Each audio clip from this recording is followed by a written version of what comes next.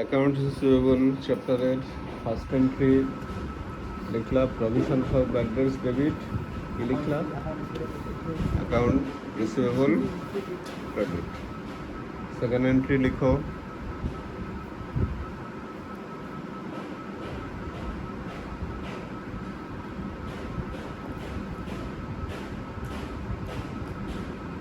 when adjusted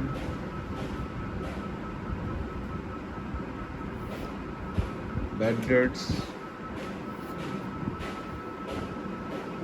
recorded.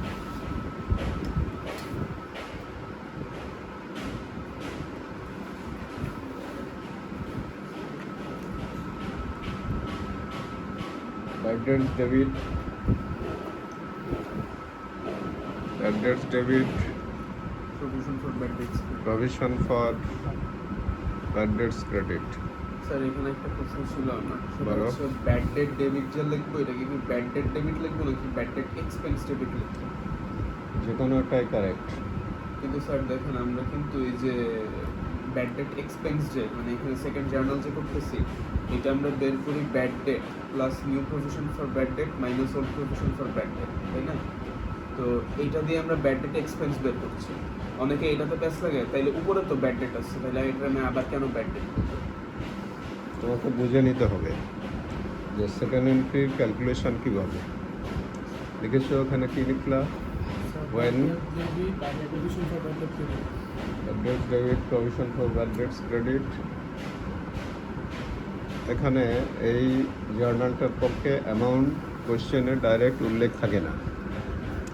ওকে, এটা calculate করে নিতে হয়।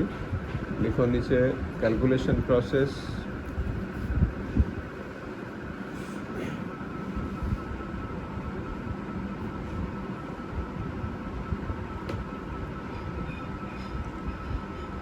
Bad debts,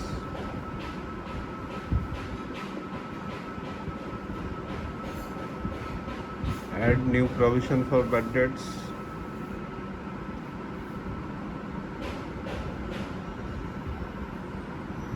plus recorded plus unrecorded minus old. add new provision for bad debts minus old provision for bad debts।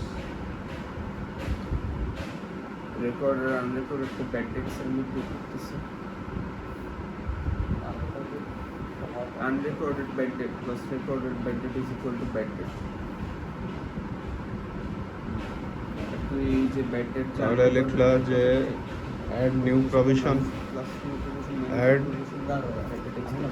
add new provision for bad debts, কি add করতে বলবো bad debt plus bad debts, add new provision for bad debts minus old. minus old provision for bad debts। হ্যাঁ কিন্তু প্রথমে ঠিক আছে।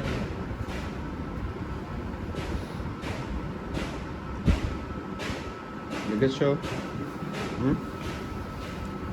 Next entry transfer to income statement. when number 3 লিখো when bad debts expense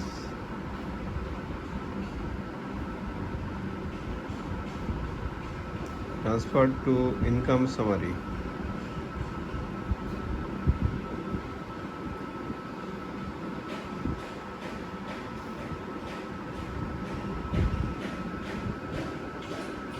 sir भैट चोरी सबके दाय হুম, भैट चोरी सबके दाय yes, হ্যাঁ, সম্ভাব্য দায় no, ডাইরেক্ট দায়ী। ব্যাড চলতি হিসাব, ব্যাড কারেন্ট অ্যাকাউন্ট, এটা লাইবিলিটি। তাহলে অ্যাড নিউ প্রভিশন, তাহলে নাম্বার 3 কি লিখতেছ? So when bad debt expense transferred to to income summary. Income summary debit, bad debts expense credit.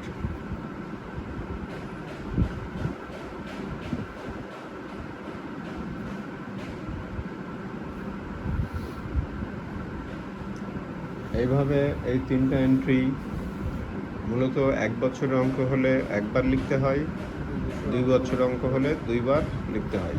Repetition বলে থাকে। ও স্যার রেকর্ড শুধু আনরেকর্ডেড শুধু অ্যামাউন্ট চেঞ্জ হয়, তাই না? তুমি 2024 সালের করতেছো, 2024 সালের অ্যামাউন্ট লিখবা, 2025 সালের করলে 2025 সালের অ্যামাউন্ট লিখবা।